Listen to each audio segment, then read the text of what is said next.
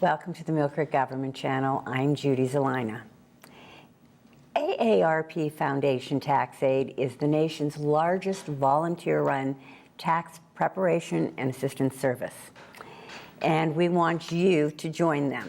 Now, the foundation started in 1968 with just 4 volunteers at one site, and they prepared 100 tax returns at that time. The foundation now involves more than 35,000 volunteers and serves 2.6 million taxpayers annually at more than 5,000 sites nationwide. But even though they've grown a lot, they're still all about the grassroots. You'll be helping people in your own community with a much-needed service that's free, individualized, and has no strings attached. Rick Godswa is joining us today to tell us more about the program and, more importantly, how you can become a volunteer. Thank you for joining us, Rick. Rick is actually, you are the technical advisor for the AARP Tax Aide Volunteer. Yes, I am. Okay. I'm also the location coordinator. All right. I'm also an instructor. Well, that's quite a few hats that you wear. But thank you for joining us. I know you were on the program and we talked a little bit about volunteers, and that's exactly what we're going to be talking about today. What's required to be a volunteer, how needed volunteers are for this program, because it's volunteer-based, correct? That's correct. All of our preparers in the local areas are all volunteers. Mm-hmm. We don't get paid. We can't accept any donations, any tips, or anything like that. The sites that we work at, some of them are not, nonprofit sites, and they can make a donation to the site, for allowing us to set up there and do the returns. That's nice. Good, good. Now, I know this year you're done. We're at a point now where the taxes are done for 2015. That program, this year it's been put to bed already. So now you're focusing on the new year, correct? Yes, we are. And there's still things that come up for 2015 returns. Okay. Last week I had to go out and do help a gentleman who got a letter from the IRS that he owed $56 in penalty for underpayment of taxes, and so we had to do a letter and a form to get around paying that $56.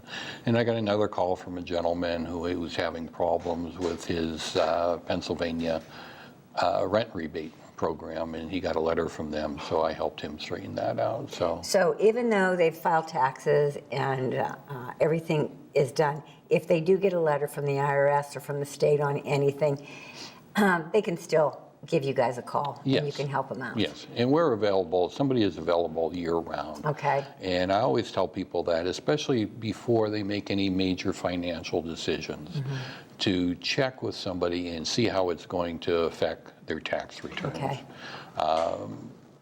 We've had people that take large amounts of money out of IRAs or 401ks, not realizing at the time what their tax liability is going to be on that. Mm-hmm. And then, of course, when they file their taxes in February, and they're shocked at how much they have to pay. Oops. Yes. Had I known. Right. Now, what's your background, and how did you get involved in this service? I had been doing my own taxes for a number of years, and using software, doing it online. And I had also done it for a few friends and a few relatives. So I just happened to be on the AARP's website one time, and I saw that they needed volunteers for the tax aid program, so I filled out the form, and I got a call locally, and the rest is history, and that's been 6 years ago. So. And when you volunteer, you volunteer. Yes. It takes you everywhere in this program. Briefly, tell our viewers that may not be aware of this program, of this free income tax preparation, are there any guidelines for people to be able to use your services? Well, we do tax returns for people of any age, because it's AARP. You don't have to be a member of AARP. You don't have to be a senior citizen to use it. All right. We say that we do it for low to moderate income levels. There are a few things that we can't prepare. That's what they call out of scope for us. If somebody has a business, we have several clients that have part-time businesses, some, which you consider these, craft businesses or hobby businesses. Right. And we do those returns. But if they have a loss in the business, we're not allowed to do that. We can only do it if they manage it on a cash basis. So if Okay. they carry an inventory, we're not allowed to do that. There is we can't do somebody who has rental income. So there are a few things. There are some guidelines. Some guidelines. So really what you're looking, Rick, is it's generally a pretty straightforward, easier type of a return. Nothing where there's a lot of itemization. Well, about no, that. we do itemized returns. Do you? And we do returns for people who have Schedule Bs, which are their brokerage statements. All right, okay. So we cover quite a bit, but there are just those few that does put it out of scope for us. Okay, now, you said there's different sites. How many sites do we have here in Erie? We have 12 sites in Erie County. Okay, There's several in the city of Erie, in Millcreek, Summit Township, Northeast, Harbor Creek, Union City.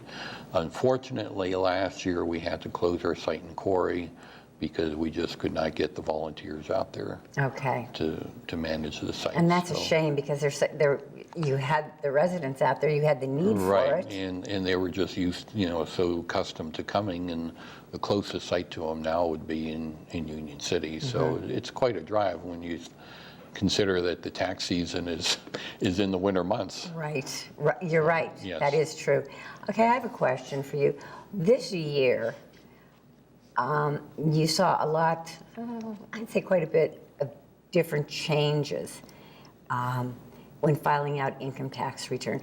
What was the biggest thing that you and the volunteers had to deal with on people's income tax returns? Well, when it comes to the Affordable Care Act, is now part of the income tax return. Okay. And everybody is required to have health insurance. Right. There are some exceptions if it's unaffordable. If they're below the filing threshold, then they can get an exception. But it takes a little bit longer because some people didn't have insurance for the whole year. Some people got it through the marketplace for part of the year, and then maybe an employer had it for the other part of the year. So all of that has to be filled out. Does it really? Yes. And sometimes it takes a little bit more than a few minutes. So it kind of backs us up a little bit. And, we just have to tell the people that have been waiting and have the next appointment, we're going to be a couple minutes longer on it. And hopefully we get a couple of very simple returns during that day where we can get caught back up again. And quite often we go, half hour or an hour longer than what we had intended to for that particular day. Now, Rick, were a lot of people surprised? Because my understanding is if you were able to afford insurance and you chose not to get health insurance, you're penalized? Yes, they call it a shared responsibility payment. And That's a nice way of saying it, I right, guess. yeah, some people call it a tax, some people call it a penalty, but officially on the tax form it says shared responsibility payment. All right. And when it started out for this past, not this past season, but the season before that, it was $95 or 1%. Whichever is higher, not the lower of the two. Okay. And this past year, that went to, I have it here right in front of me, it went to 2% or $325. And for this year, it's going to 2.5% or $695, whichever is Wow, higher. that is a jump. So that's quite a That jump. is a big right. jump. And even if somebody doesn't have insurance now, they can still get insurance and not be penalized or have to make the shared responsibility payment for the entire year. It would only be for part of the year. And the best way to do that is to contact healthcare.gov. And there's also an 800 number, 1-800-318-2596 they can call. And also if their income changes during the year. You know, in fact, I had one client that called me that was in, and he said that he did call the 800 number, and he said, but it was so confusing. He says, because they want to know how much money he's making every month. And he's only working part-time, and sometimes he puts in almost 40 hours a week, and other times only 20 hours a week. Right. And he asked me, he said, what am I supposed to do, call the 800 number every month? And of course my answer was yes, you have to do that. Do you really? Yes, you have to let them know if it changes, because if you're buying your insurance through the marketplace, you'll get a advance premium credit. Okay. And you can get that monthly. But at the end of the year, we have to determine then whether you got too much of a payment or not enough of a payment. So if you've underestimated your income for the year, then you're going to have to pay some of that back at the end of the year. If you had overestimated your income for the year, then you may get extra money at the end of the year on your income tax return. So the biggest change or the most that you had to work with this last year would be the insurance, the Correct. Affordable Care. Yes. Now, we don't want to scare anybody off as volunteers, so here's what I'm going to ask you next. If someone decides to volunteer, there is training involved. And, Yes. And tell us about that. Okay. We start our training classes in early October. Generally, they run for 6 to 7 weeks, depending, on how it goes with the class. Okay. And that's one of the things that we definitely cover is the Affordable Care Act. And also at every site, too, there's usually somebody who has a little bit more experience with that. Seasoned preparer, right. So they can come over and help. Okay. And I've even at the 2 sites that I've worked at, and they'll say, well, I'm not quite sure how to handle this. So I take that client and, they'll take another client. So, Okay. there is help. And I mean, it's the ACA, Affordable Care Act. And I always tell everybody that ACA is not a 4-letter word. Don't be afraid of it. They don't believe you. Yeah. But, so you are trained, through training for federal and state returns also? Right. And local? Local, we also do local Okay. returns. And we also do the PA 1000, which is a property tax or rent rebate. And one thing about which I think is a great thing, because on the programs that you have, the software programs, once they file the state income tax, it lets them know they're eligible for the PA 1000 Correct. based on their income. Yes. So Yeah, you've got people who had no idea that they were eligible for a rebate for their property taxes or rent, correct? Yes, we've had people come in that have been doing their own taxes, or even some people have been going to a paid preparer. Right. And they said, they never told me about this before, when did this start? And I say, it's been in existence for a long time. A long time, right. Unfortunately, unlike your income tax, you can't go back 3 years. No, that's just If it. you don't apply for it this year, then, you can't apply for it for Right. for 2015 in 2016. Because I know I do a lot of preparing the property tax rent rebates in my office too, and people say, I didn't know, can I go back? And no, I wished I could go back and get it. And I said, look, count your blessing. At least now you know from going forward you can get it. Right. You didn't even know before that you were eligible for it. Yes. So I think it's great that you guys are able to do that and help them actually fill that paperwork out for them. Yeah. And it's a good feeling when we're done at the end of the day, knowing that we've helped a number of people who otherwise would have to go and pay somebody to do their tax returns, and it's getting more expensive. It certainly is. It really is. And you guys do a great job. I know we're very fortunate to have a site right at the Millcreek Municipal Building. And then I was also taking appointments for Asbury Methodist Church. Yes. And boy, I was busy. A lot of people are taking advantage of this program now Yes. too. Yeah. And they're so grateful because they didn't know that this was available for them. Yeah. Like I said, it's nice, a good feeling knowing that we've helped people, and for the most part, everybody's really grateful. And of course, then there's always one or two that come in and have to complain about everything. Well, it doesn't matter where you're going to be. They're Right. going to be the ones They're gonna be complaining about complaining, something. yeah, so. All right. But even after they leave and they turn around and thank us and apologize for. Well, if someone wanted to volunteer, who would they get a hold of? Would they call you locally? Would they call AARP or apply online? They can call any of one of our sites and they'll get a hold of somebody there. Okay. They can also contact me by sending an email to aarperie@yahoo.com. Okay. So it's just a matter of a quick email? Quick I'm email. interested in getting Right. more information on volunteering. Yes. And myself or somebody else will contact them back and give them all the information that they need. Now, if I want to volunteer, is the only thing that I can do is income tax preparation? Well, we also have client facilitators, and they're basically greeters, and they're there to help people get all of their paperwork organized and help them fill out their intake and interview sheet. The very first thing that a client does when they come into any of our sites is they have to fill out an intake and interview sheet.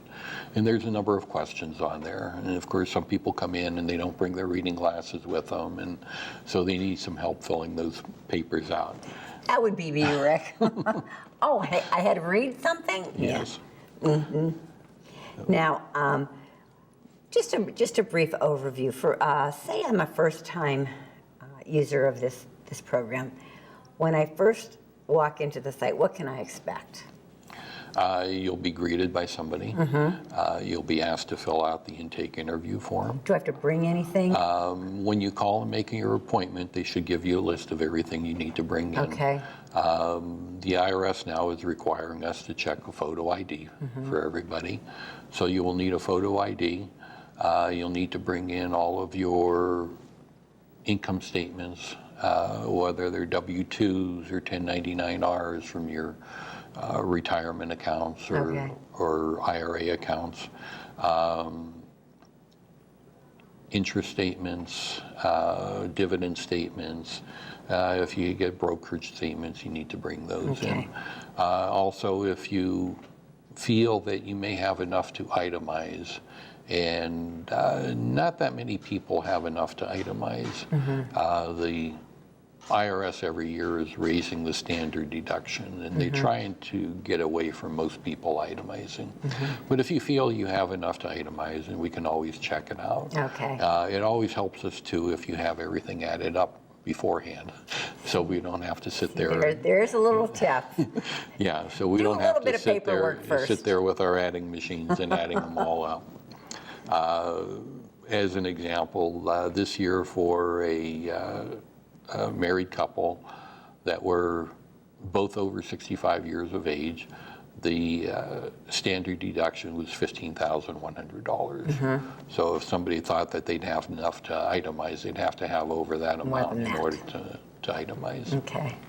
Another thing, I also tell them to bring in, if they're homeowners, copies of their paid property taxes. That's correct. Because even if they can't itemize, they may be eligible for the rebate, and we need copies of those paid taxes to be able to send that in, correct? Yes, and they have to be stamp paid. By the tax collector, yes. Right. You know, a lot of people, they just mail them in, then they don't have the stamp, and they have to go and get the stamp, you know, have it stamped Contact their before tax collector. before they can mail it in. And then, of course, some people that that are paying their taxes along with their mortgage, then they would get a statement from the mortgage company, and they would need to bring that in because that's also proof. Okay. And it has to be proof that the taxes that were due, as an example for 2016, were paid in 2016. Okay. That's one of the things that's gotten a little complicated in the city of Erie because they started sending out the school tax bills earlier. And so people aren't quite sure which bill they should bring in. And they says all they need to do is prove that the taxes that were paid for the previous year have been paid, the ones that were due. Right. So bring that, and then again, like you said, and I think it's a great idea for the photo ID.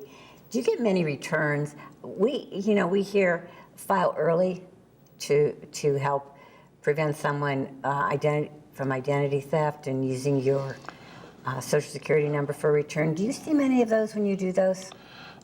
We've run into a couple of them, and a couple of our clients have already gone through that in previous years, and they have a taxpayer identification number that has to be used on their return every year. One of the things that AARP is telling us preparers to do is to file a tax return on everybody, even if they don't have any taxable income. If they come into the site, what we do in order to force it to go through is we put in $1 of income as other taxes, other income. And so they have $1 of adjusted gross income, which This of way course they don't have to pay any tax. Would prevent someone from filing a return. It prevents other people from finding out their social security number and filing fraudulent returns. Okay, speaking about fraudulent scams and everything, everybody's getting this phone call that they're being sued by the IRS. Yes, I've gotten them. In I fact, have the too. one time, I just did yesterday. The one time I got 3 phone calls in one day. They're really after you, Rick. Yes. Even our IRS contact who we go to for assistance, and she also audits us to make sure that we're doing everything we're supposed to be doing. She told me that she's gotten them and other people in her office have received them. So they're even contacting IRS agents. And the best thing to do is just to hang up the phone. Just hang up. Don't even talk. Don't give them the time of day. Just keep hanging up on them. Yeah. There's a new one that I heard of going around now where they're calling students up and telling them that they owe a IRS student tax. Seriously? Yes. And which, of course, there's no such thing as that, but this is what they're telling them and trying to get them to send in however much money they can get out of them. Sadly, most of us are aware that these are scams, Yes. but there are those out there that don't. I mean, right away they hear that the IRS is suing them, right away they're going to pay that money. Yes, it's unfortunate, and of course they wouldn't be operating if they weren't making money on it. Well, that's true too. So unfortunately, people are. Exactly. I had a client call me last summer, and of course I got the message that he had called in one of our tax sites, and so I went to meet him, and he thought that they were contacting him because he filed his return before he had all of his paperwork. Oh. And so I checked it all. I says, no, you have it all. And I said, well, where's the letter that you got from the IRS? Because I was told that he got a letter from the IRS. And he said, oh, no, he didn't get a letter. He got a phone call.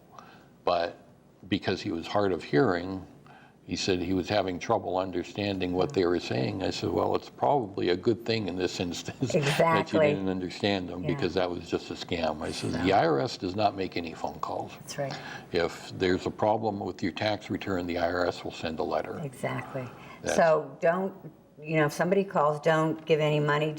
Always check with somebody else, whether it's, one of your local, like for me to be the supervisors, you could call me or call your state representative, or even your congressman or something like that. They'll let you know if it's a scam or not. We're getting towards the end of our show, but I really, really want to reiterate, viewers, that there is such a need for volunteers. There really is. We don't want any more sites to shut down. We want to increase sites because, as you can see, people are just using these sites, and there's a need for it. Yes, this past season, tax season, we e-filed nearly 3,000 tax returns. Wow. And if we had another 15 or 20 volunteers, maybe we could have hit 4,000. So, well, that's why, anybody who's sitting there thinking, well, maybe I think I could do this. Well, I bet you could. yes. So if someone is thinking about volunteering or wants some more information, again, who should they call, or how can they get a hold of somebody? The easiest way is to send an email to aarp.erie@yahoo.com. Okay. They can also call any of our tax sites, and they will put us in touch with those people. Okay, they can feel free to give me a call to Municipal Building at 833-1111, and I'll get their name and phone number, and then I'll have somebody give them a call. Yes. Can do it that way too. We'd love to see more volunteers. It's a very rewarding program, isn't it, Rick? Yes, it is. So it's, by the time the end of the tax season is done, we're relieved that it's over with, but also glad that we were able to help so many You do a people great that job. really need the help. You do really a great job. Rick, thank you for joining us today, letting the viewers know exactly what's involved in this program, and also that there is a need for more volunteers to keep it going. So Okay. thank you. All right, it was great to be here again, Judy. Viewers, thank you for tuning into the Millcreek Government Channel. If you have any questions or you want to volunteer, please get a hold of somebody. We'll hook you up and we'll find a place for you close to home. So until next time, viewers, thank you for tuning into the Millcreek Government Channel, and have a wonderful day.